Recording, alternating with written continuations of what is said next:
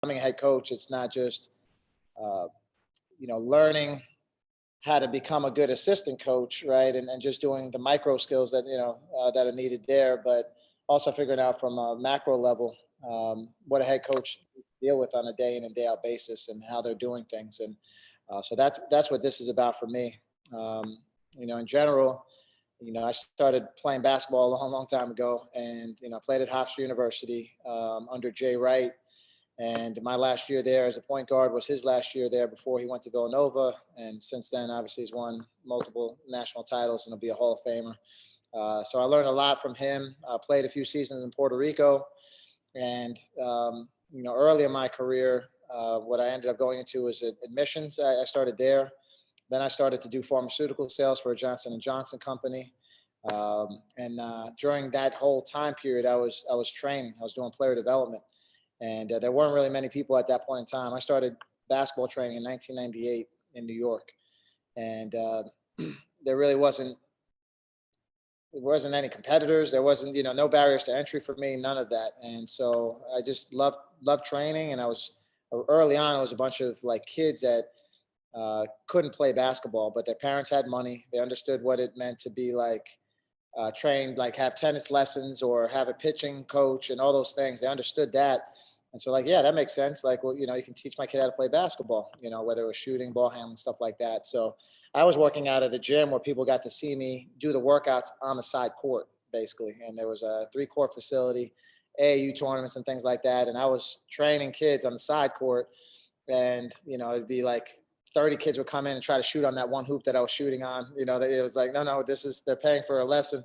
Dads would want to fight me because I kicked off their daughter or their son. And it was just one of those kind of things that I was dealing with on a consistent basis. And eventually it just grew. A lot of the best players in New York early, same thing, was like, why would I pay for training? I'm already nice. Like, like I'm already one of the best players out there. I don't need a trainer. And then like a few years later, I'll never forget it. People started asking me like, where do they train? Or they'd be like, I know they train with you because I just saw that move that you were teaching, so-and-so. So it just grew. And obviously we know what basketball training is now, across the country and across the globe. That was my thing. I started doing that with the Johnson & Johnson company. I was doing really well, training more than I was actually doing my day job, making good money. But I eventually talked to my wife and I said, like, I can't see myself doing this for the rest of my life. So I went to Puerto Rico, played one more season, came back, had some cancer clinics, and I gave myself about 6 months to make it work with a family. And luckily, I didn't have to look back. I started pro hoops, 10 years of that. I got major sponsorships deals done with Muscle Milk and Under Armour, plus some smaller ones with other companies, equipment companies. And then, we had eight lottery picks in a few years span. Worked with Excel Sports. It just grew by leaps and bounds. Had a not-for-profit, and I was doing everything. I was doing the scheduling. I was, hiring, staff and training the staff. I was running my own website. I was, developed the website and then managed it. You name it, it was being done.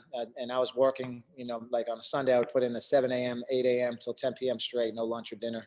And it was just constant work. And eventually what just happened was we started developing pros and getting pros in the gym, and the Orlando Magic took notice, is what happened. Tobias Harris had been traded there, had been playing well for them.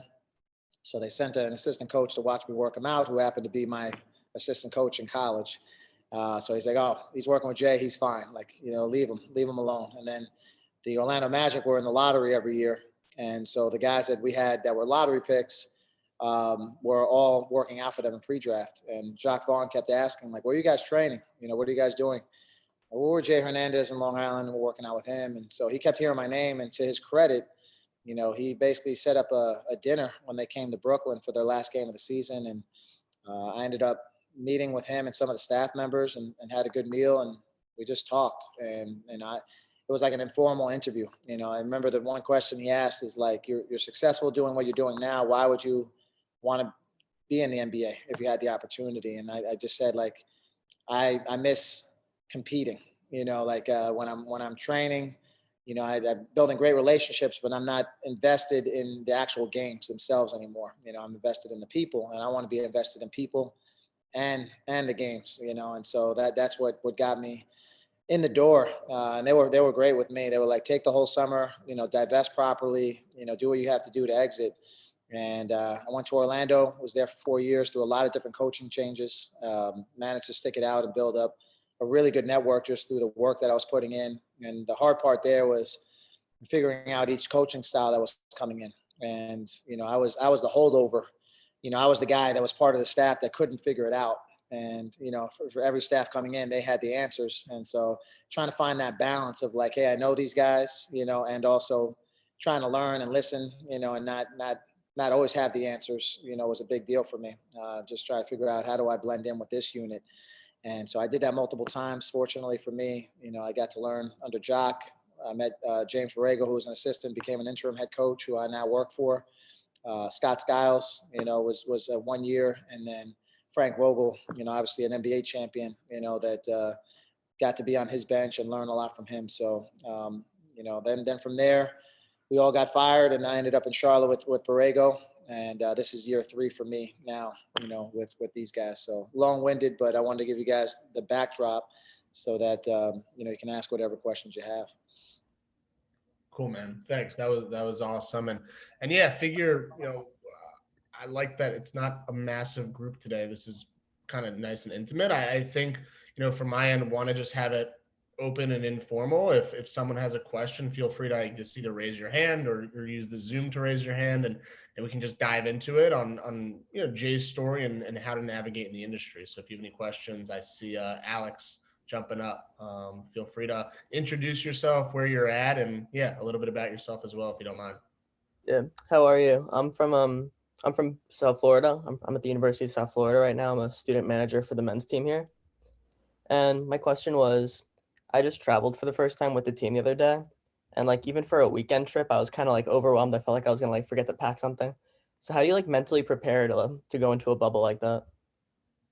Yeah, that's a great question, and you're in a great spot, to keep growing. I think I always say, like, managers and video coordinators, get to learn the ins and outs and the work that's involved. So, kudos to you. For me, it was just trying to figure out one. It wasn't all me. I tried to figure out from our video coordinator with the Hornets, like, what will we need? What do we have access to in the bubble? And from that access, like, what else do we need to bring ourselves, and what kind of equipment did we need to purchase potentially? What kind of equipment did we need to could we get from the Hornets that they weren't using? And that was a big deal. So I put one of my assistants on that to make sure they got with our video coordinator, got with the equipment manager, figured out, the outfits that we were going to wear in here. That was a big deal.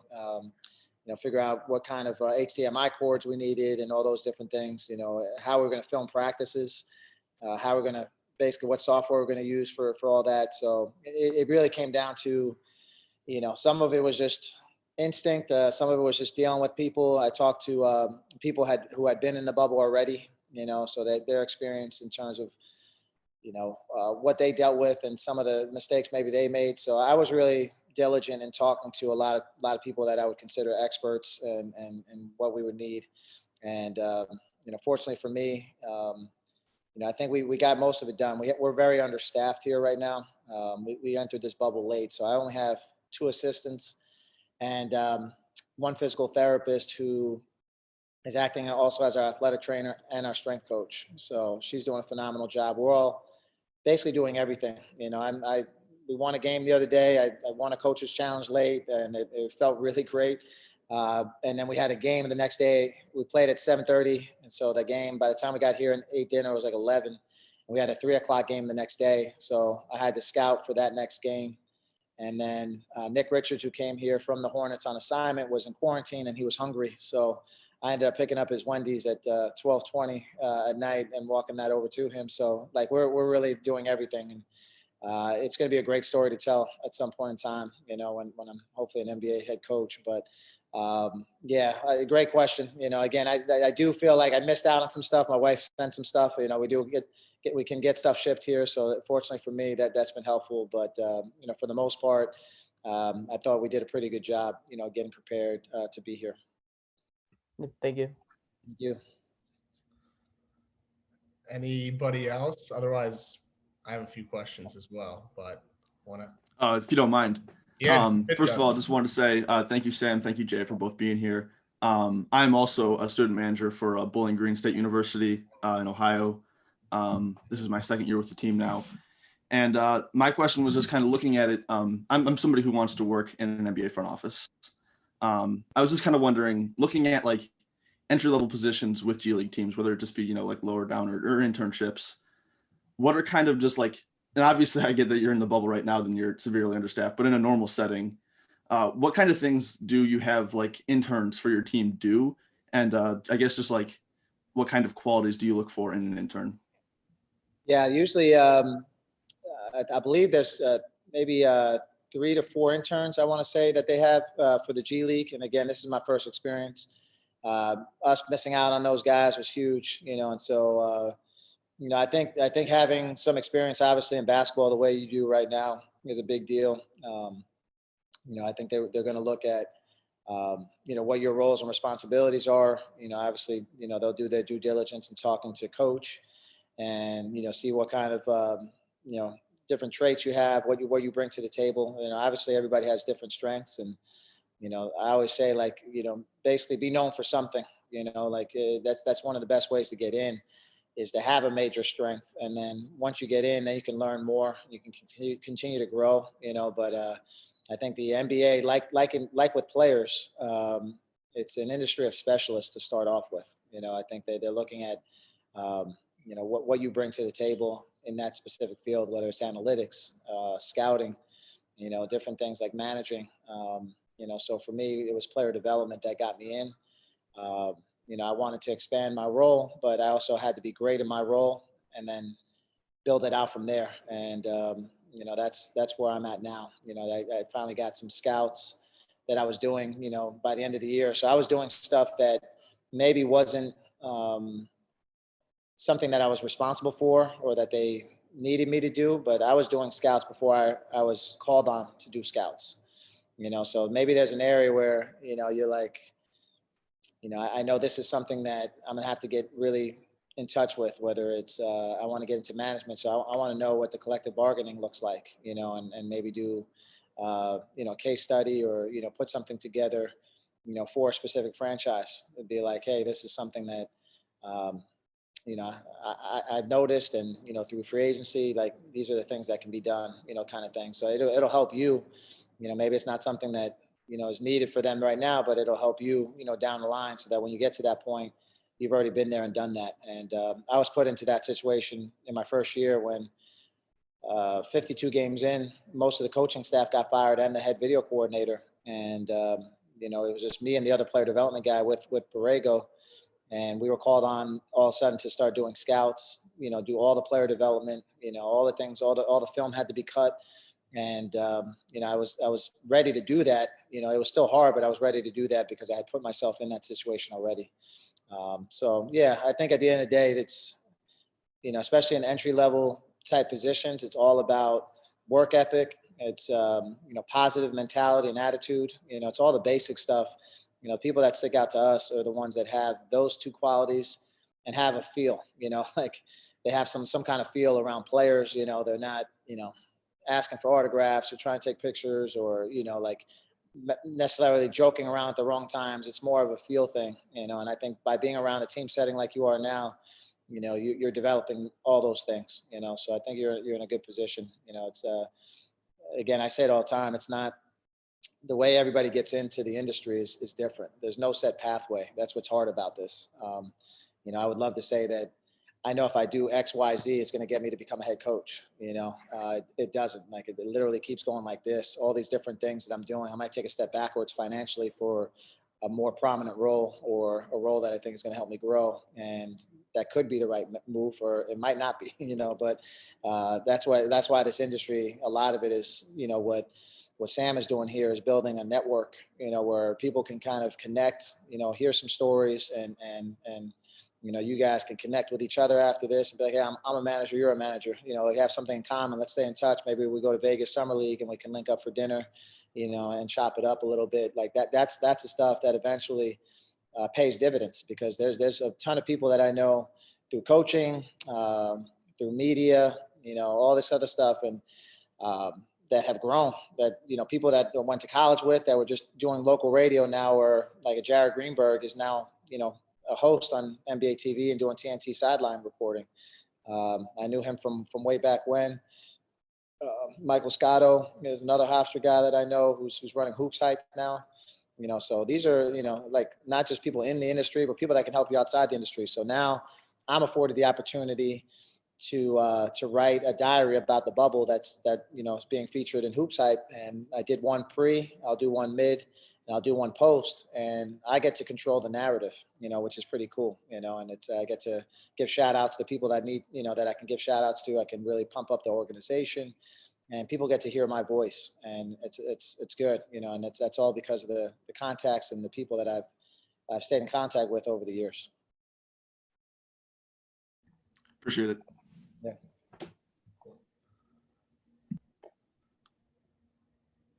Anybody else on the line with a question? Perfect, Naomi. Hello, I'm Naomi from New Mexico State women's basketball. I'm a manager and I also shadow the basketball operations. I wanted to know, because you had started out pro hoops, how did you get talented guys to train with you at the facility? Yeah, good question. I think the biggest thing for me, and a lot of people that are trying to get, either they're running a facility and they're trying to get, high quality clientele into the building, or you're a basketball coach, or, that's recruiting, or a trainer that's trying to get players to come in.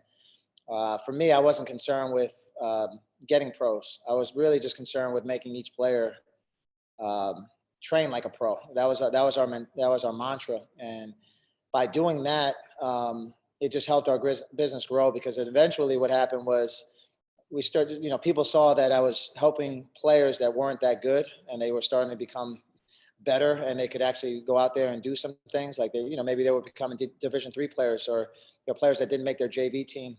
And then all of a sudden, like, people start to ask questions like, oh, what have you been doing? I'm training with Jay Hernandez. He, played at Hofstra, whatever. And then somebody else inquires about it. Early on for me, it started with a lot of guys that were coming to train. And then within a year, it flipped. I was doing 50-50 guys and girls. And, the girls were coming in different than the guys. And they were like, can I bring some of my teammates along with me? And that's how it just grew exponentially, and it just became that, like, all of a sudden we had players that went Division I, that trained, that were playing, and they played with somebody who maybe was a pro, that they would bring with them in the summer. Hey, you got to train with my guy this summer. And they would bring people in. So for me, word of mouth was the biggest thing. That's the best form of marketing, is when other people are talking about you, and, they trust that they can bring in whoever, and, that you'll get them right. So for me, it was just like, and I did some traveling, I did stuff for free. I did whatever I had to do to get myself in front of people. And I think that's, I think a lot of people are looking to either get paid right away for, doing something for 6 months or whatever. Like, I was traveling from Long Island to Philadelphia, probably like, it was maybe 3 hours and 45 minutes, sometimes 4 hours, to train Jameer Nelson at like 6:45 in the morning one summer. And I was doing that 3 to 4 times a week. Coming back into traffic and then training the rest of the night. So, that was just like one example of somebody made the introduction, and they probably could have worked with a bunch of people in Philly, but I was like, listen, I'll meet you there. I don't care. Like, I'll see you then, and made no excuses about it. And, that was a great experience. So, like, I was building it up slowly but surely there. Then again, based on relationships, one of my high school teammates became an agent with Excel Sports. And I reached out to him. I said, I know you have an office space in New York. If you ever want to do pre-draft, here, we got some players. We can do some things. I can show you the setup we have. And he brought Jeff Schwartz, who might be the most powerful NBA agent right now. He's got the most money in the NBA right now.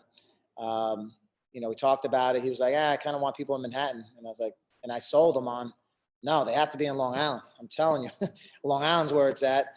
You have to have them here, because now we have the train. They can get into the city, but they're not in the city. So you don't have to worry about them going out at night. There's so much like glitz and glamour there. Like, have them focused. Like, we'll put them in a a place here. I have the nutritionist. I have Gail Bannister Munn at the time, who I built a relationship with, was working with the Jets as their core flexibility coach. I had D. Matt Alone, who worked with the Islanders and the Mets and a whole bunch of people and a couple NBA guys. So I had everybody in that area. It's like, just send them out here. So I sold them on the concept. And my first year that they actually sent me some players, one of them I already had. Again, it was somebody that I developed with, and it was Charles Jenkins. I thought he was already a pro. I told him he was a pro, but, I was able to work with him in college, and I had a meeting with him and his dad and said, I really want you guys to stay with me. We're going to get some other pros here. Here's the plan for you in pre-draft. And so we got him already, but then he ended up signing with Excel, and then they got me Kemba Walker. And then Tobias Harris was the guy that I was training as well already from his college days, high school days, that decided to train with me. So my first pre-draft class was those three guys, 2 lottery picks, and then Charles Jenkins from Hofstra, who ended up becoming a 2nd round pick. And, the rest is history, but, long-winded, but again, word of mouth relationships, go a long, long way. And how exactly did you start the organization? So even back then, I have my background.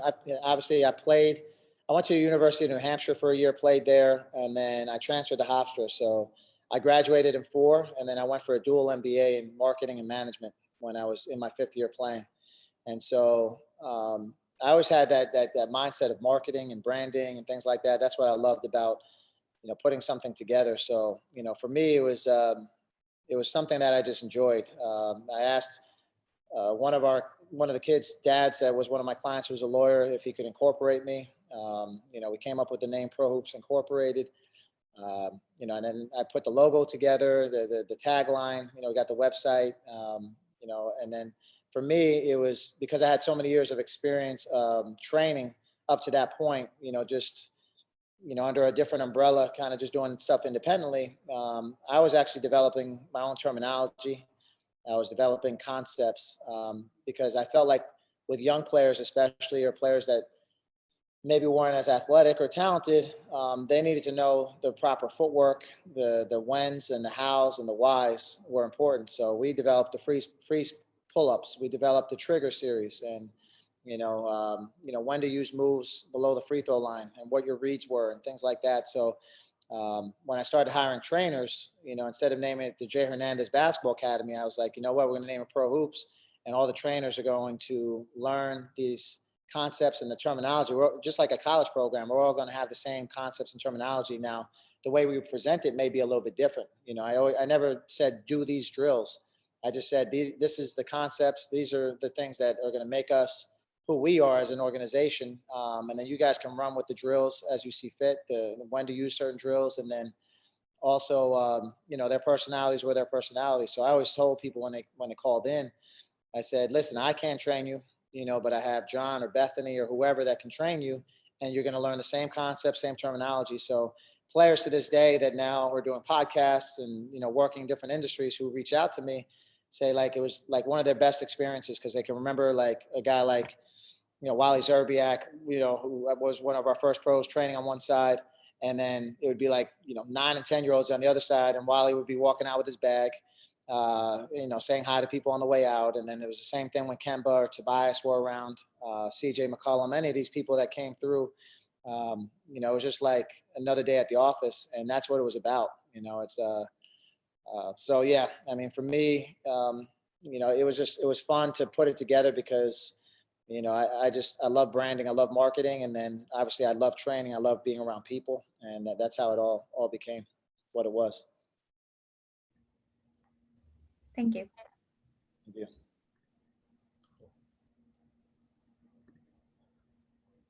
David, all you. Feel free to introduce yourself. Hello, my name is David, and I'm a student manager of the DePaul men's basketball team in Chicago. I was just wondering, where do you see yourself in the next maybe 5 or 10 years in the NBA industry? I see myself as a head coach. Yeah, that's what this is all about for me. I'm not sure what level that means. I love the NBA. I love everything about it, more so in the off seasons and things that you get, you kind of don't have to worry about recruiting and things of that nature. But there is something to be said about college and development. The way the G League is that hybrid of almost like college and pro, dealing with some 19, 20-year-old guys that are still developing, still learning, and you're there to help them mature in a lot of different ways. And so I love that aspect of it as well. With my 10 years in pro hoops, I worked with every age group, and those relationships, they're lasting, well beyond, and that's how you know that they meant something, because again, I'm still in basketball and they're doing completely other things, but we stay in contact. I stay in contact with the parents and, the players that I work with that are now grown.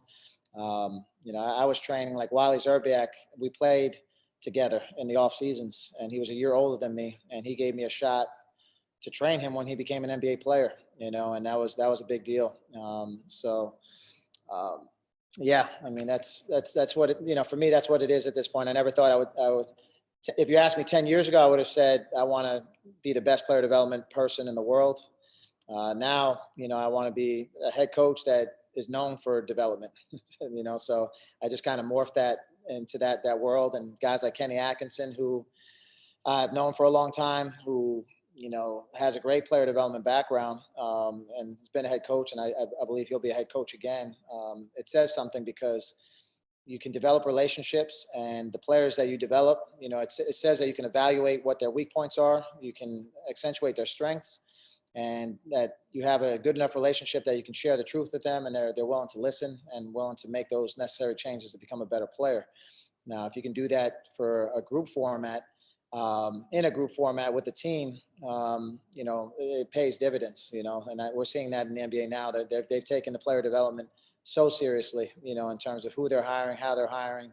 Even in the video room, they're hiring a mix of, former players that can get on the court and, help rebound, help defend, and those kinds of things. So it's definitely grown by leaps and bounds. And, for me, having guys like Kenny that are out there, because for a while there was video coordinators, and there's still a bunch of head coaches that have video coordinator experience, including JB. But now you're starting to see a little bit more, other guys that are in this field that now are starting to get recognized as, okay, well, we can give this person a shot because we have a young team and we want to see them develop. And he's got a good rapport with the players. So hopefully, I'll take one of those jobs in a few years where maybe they're not as good as they think they should be. And, I can go in there and help them out. Thank you. Thank you.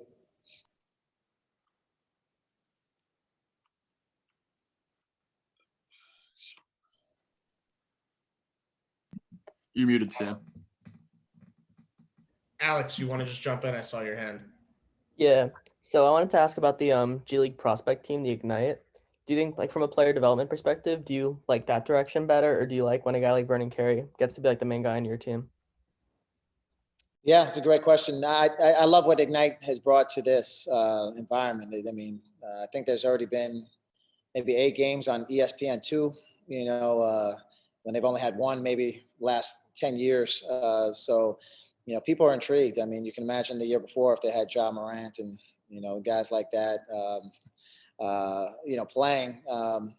But I think at the end of the day, I like the idea. These kids have a chance to work with Brian Shaw, former NBA coach and player. They've had a lot of time together, to kind of gel and do some things. So if a kid was thinking about going to Australia or any other place to play, like LaMelo did, it makes a lot of sense for the NBA to say, let's make an investment in keeping these kids here in the States and, let everybody have a chance to see them play consistently. So that's been really good. Obviously, we drafted Vern, and he had a year in college. So, for a guy like him to be here is huge for him, because now he's not just sitting in practice on the sideline, or, during the NBA season. It's hard to practice, pretty hard, or get guys enough reps to get good at things. So here he's learning how to see different coverages, call out the coverages, kind of identify, based on alignment, okay, here comes chin, or here comes, pistol action. And then offensively, knowing the timing of ATOs and stuff that the Hornets run, is a big deal for a guy like him. So, excuse me. So yeah, I think I mean I like both. I don't think there's a wrong way to go with it. I think having a team like those young guys, but what they did a great job there, they brought in some veterans to help them as well. Jared Jack's playing with them, and he's giving them some court presence and getting guys in the right spots. And I think there's something to be said about having a guy who can play, that can get guys, following his lead is also really, really important. I like what Ignite did there. Cool. Roman, I see you. You want to ask your question? Tell us where you're from, who you're with. I'm from France, and I'm a video analyst for a first division team in France. So thank you for being here, Coach, and Sam for hosting the Q&A session. So I had a question about work-life balance. How do you set the limits? How do you judge if it's helping you in your job to spend more time with the family or with the friends? Because I think we're all tempted to do more every time to show our colleagues that we want it really bad. So how do you deal with all of that stuff? Yeah, it's I don't know if there's really, everybody's got a different work-life balance. I can't say that everybody's in the same position. Obviously, if you're working your way up, it's probably 80-20, work to life balance, early on, right? You're putting in so much time to get noticed, to fulfill all the requests of a coach. I say it's almost like a player getting playing time, right? If you're asked to do things, and Sam knows from being a video coordinator, if you're asked to do things and you do it promptly, you do it well, and they start building trust in you, then they'll ask you for different things or more things. And the more you can handle, and the more you keep showing that, hey, I'm here, or have some suggestions as well. Maybe, I saw this play last night and it looked pretty good. It might work well for us based on what we do, and then you get to that point. I think it's a big deal.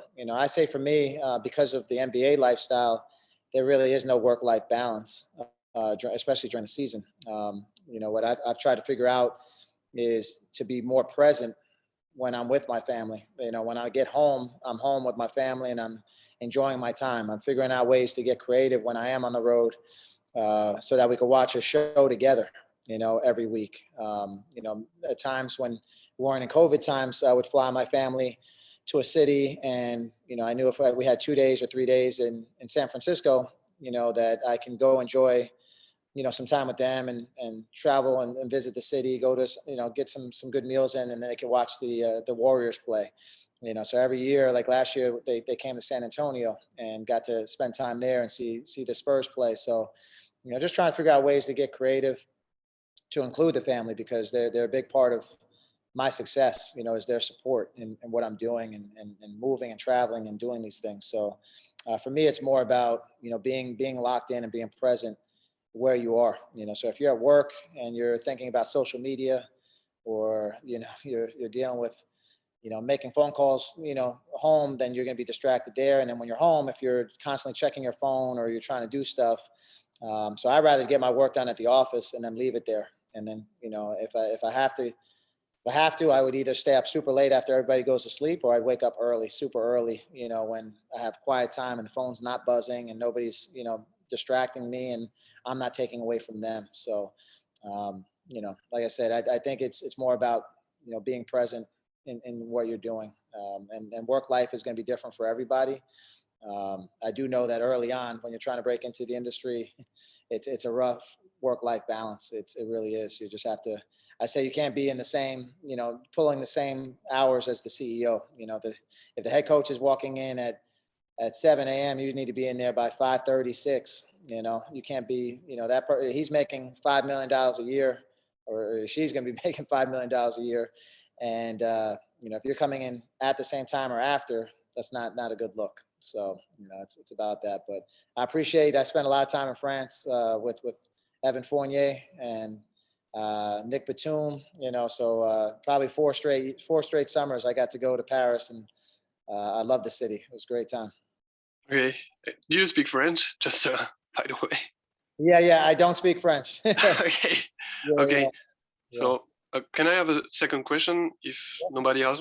Because you talked about the fact of getting before the coaches.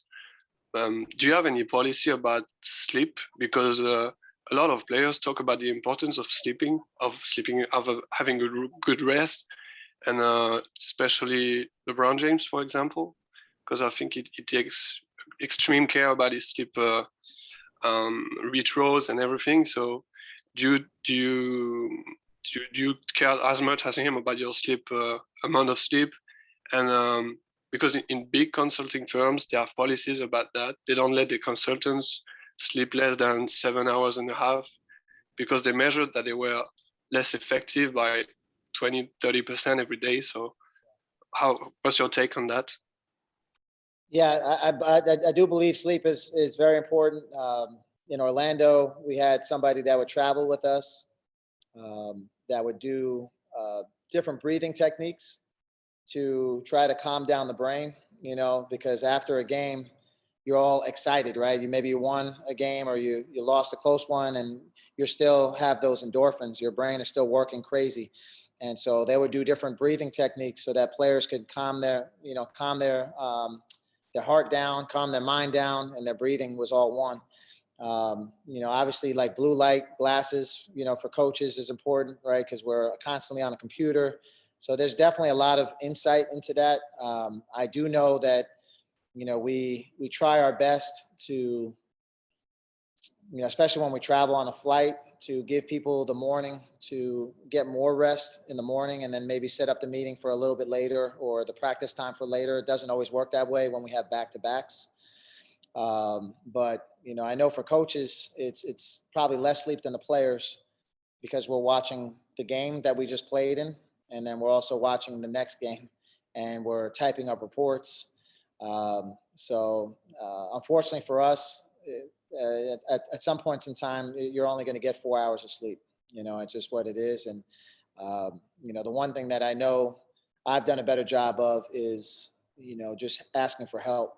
If I have a lot of stuff going on, we have so many video coordinators and interns now and stuff like that, that even with this experience, because we're understaffed here, we have 2 interns from the Hornets that are helping us a lot. And I know they're doing a lot of work, and it just goes to show you, like, they're doing such great work that at some point in time, those are guys that I would hire, just based on what they're doing now. And I think they're smart enough to know that, they're doing work for the Hornets, but they're staying up till 1-2 a.m. in the morning, making sure that we have stuff that we're putting on different platforms so our guys can view it. They're putting them in sorters for me so I can cut it up the way I usually cut it up when I'm with the Hornets. And so, that's really important as well. But yeah, sleep is, for our players, sleep and nutrition, are two areas that if you can do those things really well, it can buy you a win or two in the NBA. I do believe that.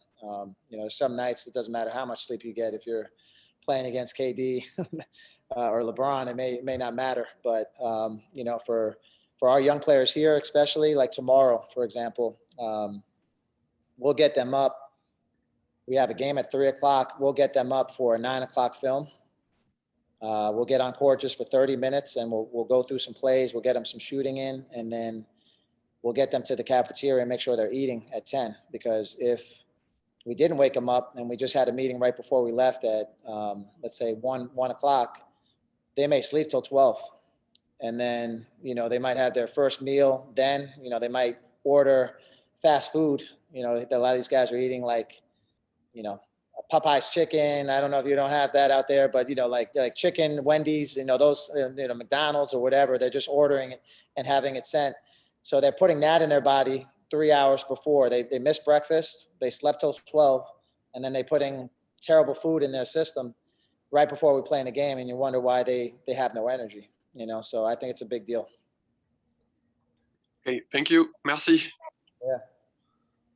Jay, I got a question for you. So Yes. you mentioned that you spoke about in Orlando that you were kind of the holdover coach from staff to staff, which is obviously a difficult thing to do just because there's so much instability in the industry. So I'm curious to learn from you, while navigating and being that holdover from staff to staff, what's the most important lesson you learned into being that guy that, hey, we're getting rid of the staff, but we got to keep Jay on? Or, while just navigating through the industry, what lesson did you learn that's proven invaluable that you could share with us? Yeah, for me, because of what I was doing, was trying to be the best player development guy. Like that's what I was hired for. So, building relationships with the players and making sure that they were getting better. That was the biggest thing. So I think they saw that the young guys that I was working with were getting better, and the players were saying that they loved working with me. They went to management. Management would see them come back at night and working with me. So they saw the work ethic. They saw the investment that I made into the players. And then I think the organization said, you know what, this is a guy that regardless of who comes in, we think would blend well with, Scott Skiles or Frank Vogel. It wouldn't matter much. And so for me, it was just about putting that work in. I had a 2-year deal when I first came in. And so when Scott Skiles came in, they had fired everybody and they said, we want to try to keep Jay and Laurent Profit on board, as well as Matt Hill, who became the head video coordinator. And, they said, give them a year and see what they can do. So that's how it happened there. Scott Skiles was very different than Jacques Vaughn. He could be confrontational at times. I enjoyed my time with him. Like he would, every city we went to, he would have dinners provided for the coaching staff and would tell some great stories. Very, very, very to the point. And he played me a couple compliments early, and then I knew I was like, all right, I'm going to stick around with this guy. He likes the way I work. He likes the way I operate. And then he quit in April of that year after he had signed a multi-year contract and just decided I don't want to do this anymore. And that's when Frank Vogel came in, and we had a talk, and he said, if I were you, I'd be looking. I've heard great things about you, but I'm not sure what I'm gonna do with my staff. So, put some feelers out there and see if you can get a job. If you happen to get something, just let me know, kind of thing. And, at that point in time, 99% of the time, if coach says you should be looking, you're probably fired. And they're usually just keeping you on because they don't have a staff yet and they need people to do pre-draft workouts. They need you to work with players in the meanwhile. So again, I just kept doing the same thing. It was like Victor Oladipo, I think, was around, and Evan, and whoever else was there. I think Tobias might have been traded by that point, but Elfrid Payton and Nick Vucevic and all those guys. So as we're working with them, I think he saw the work that was being put in. He saw that, I was sending in reports, and I just kept working as if I was his guy and just developing a relationship with him, asking questions about his family and all those kinds of things. And eventually he put 2 and 2 together that I played with Jay Wright. And years before, when he got fired as a scout in Philadelphia, Jay Wright took care of him and brought him into the Villanova family and let him do some stuff there. And so when he hit Jay Wright about me, Jay's like, yeah, you got to keep him on. Like, that's my guy. You're going to find nobody more hardworking or loyal. And, to this day, like, Frank's one of my, I would say one of my best friends. Like, he's just a guy that I look to for advice. His wife and my wife are constantly talking, a few times a week. And so that's a relationship that's going to be there. And, very fortunate to stick it out, with him. And like I said, I met so many great coaches and assistant coaches that are now in great situations across the league. They got to know me as a person, and I think when you do things the right way, it takes longer to succeed, but it lasts longer when you do. And for me, that was always been my mantra, is like, just continue to work, continue to be who you are. Don't have to be anybody else. Be authentic, because I think that's the one thing that people can sniff out, especially at the highest levels. If you're not an authentic person, or you're not there for the right reasons. For me, it was always been, I had passion behind the work that I was doing. I think that stood out to every coaching staff and every, assistant that I worked for, and the management that I got to deal with on a consistent basis. So a bunch of the people that I worked with in Orlando are here now, as a GM, assistant GMs and things like that here in the G League. So it's really cool to see them here. And eventually they'll be, at the NBA, as an assistant GM or GM. This is like a breeding ground for a lot of people. That's why, I believe in it. I believe if you guys want to get your foot in the door, the G League is really a good opportunity. And I've been telling that to people for years, and, it's only getting bigger and better, especially with like Ignite coming in, and, just the teams now putting, more resources into sending their roster players and the two-way players the last few years now that each team has. It's a big investment, and it's if you can come here and work your butt off, it'll definitely pay dividends. Cool. Thanks, Jay. Anybody else? I know we're running low on time. I see. Oh yeah, Roman has another question. Jump in, Roman. Yes. Do we have the time? Yeah, man. We'll give it another 9 minutes. Yeah. Yes. So coach said that it's a great opportunity for us for first experience in the industry. But what are the opportunities for younger graduates? Is there any kind of internships or programs that we can join in the summer or stuff like that? Yeah, it depends. Some teams do have internships. Depends on what kind of internship you want to do. I know the Dallas Mavericks, they usually bring in like 8 to 10 interns for player development every year. There's sometimes there's internships for summer league. They bring you in and test guys out for summer league in those scenarios. So a lot of teams will bring in, interns for summer league type opportunities. Teams also have, internships in the G League and in the NBA. And again, that's usually trying to contact the video coordinator is usually the best way to go about that. That's one of the better tricks is to try to figure out who the head video coordinator is, because they're usually the ones that are making the decisions on who's coming in, for internship opportunities. They'll check the resumes and, see if it makes sense, so some of it is based on, they won't house you or anything like that. So you have to find your own housing. So sometimes it's just like, if you're local, it makes it better, for some of these organizations. Some of them, if it's a summer league situation, they're paying for hotels anyway. So you get a chance to be in training camp, and it's like a 2 week, 2 week type of deal, and so the San Antonio Spurs, I know for years, were bringing in coaches from overseas to come to the United States and be a part of their summer league staff and help out. So, each organization does things differently. I think the best way to start, though, is with the video coordinators. Thank you. Welcome. Cool. Naomi. I know you had said that you went to Paris a couple of times. How is well, I don't know if you've done like the player development over there, but how is it different from the US? Yeah, so I went to I spent time with obviously Nick Batum and Evan. Evan, I went to INSEP and got to spend time. That's where Tony Parker was, and Evan and a whole bunch of other players. I think they even turned down Rudy Gobert. He wasn't at that time, was like 6'4" or something like that. It was like a little awkward and grew to 7 foot, 1 or 2, so different.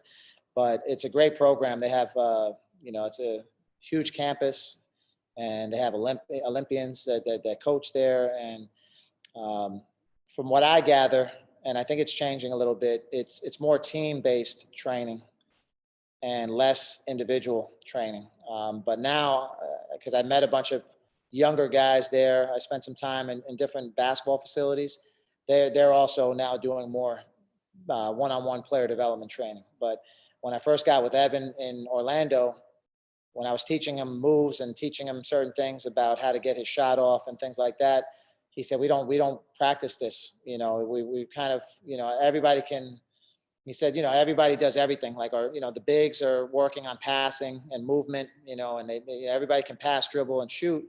But from a one-on-one breakdown, it wasn't happening, 6 or 7 years ago. Now I think it's changed, because I know a couple of personal basketball player development guys that are now doing that consistently. They're doing it with the national team. Guys are getting individual sessions in. So they're taking more of that approach on, and I think, here in the United States, why I like what Ignite did is because now you're also developing individually, but now you got them in a team format, and you have a former NBA coach that's showing them what the NBA sets are and how to defend and all those different things that we talk about, spacing and movement. So I think everybody's learning from everybody now. It's at one point in time, the United States was obviously the best of the best. And, you look at, the All-Star game, and, I'm sure half of it is going to be, from Europe and Africa and the United States. So it's really cool to see the game grow the way it's grown. And, it's going to continue to grow the way the NBA is putting money into these academies and different events and activities that they're doing across the world. Thank you. Cool. Jay, I wanna just cut it now. I know we mentioned an hour, but no, this was awesome, man. Really appreciate you joining. You know, I know the bubble is hectic, and you guys, it sounds like you guys are running all freaking over the place. So appreciate you taking an hour out of the day to talk to us and give us your story. And obviously, everyone else, thanks for joining. And shout out for joining on a Saturday. As mentioned, hoping to continue to have these Zooms just to ask more questions and learn what it takes, because as Jay mentioned, there really is no answer and correct answer in growing in the industry. So I think, the more of these, the better, just to learn from people that have been experienced in it. From my end, I've actually recorded this, so I'm going to send this out to everybody. Jay, do you mind if, I guess should have asked this offline, but I'm going to, do you mind if I put your email address on the thing if anyone wants to thank you or anything like that? Yeah, that's fine. Okay, cool. So I'll do that. But no, everyone, appreciate joining. And yeah, enjoy the rest of your Saturdays, and looking forward to seeing you guys soon. Thanks for having me on, guys. I appreciate the questions. All right, keep it going. All right, Coach. Thank Thank you. you. Thank you. guys, have a good one. Bye-bye.